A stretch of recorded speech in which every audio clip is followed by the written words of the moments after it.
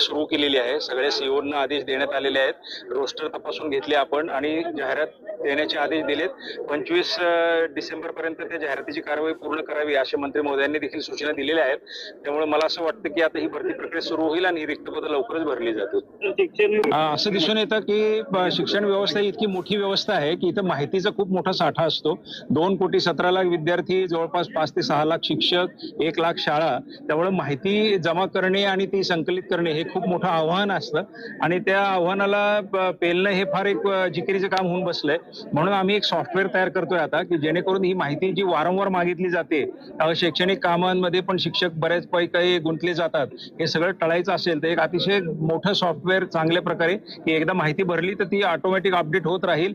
वारंवार मागणीची गरज पडू नये. सुपरविजन पण ऑटोमॅटिक होईल. विद्यार्थ्यांचे निकाल वगैरे पण त्या सिस्टीममधून बाहेर काढता येतील का, असं करण्याचा मानस आहे. काही सिस्टीम आमच्यापर्यंत तशा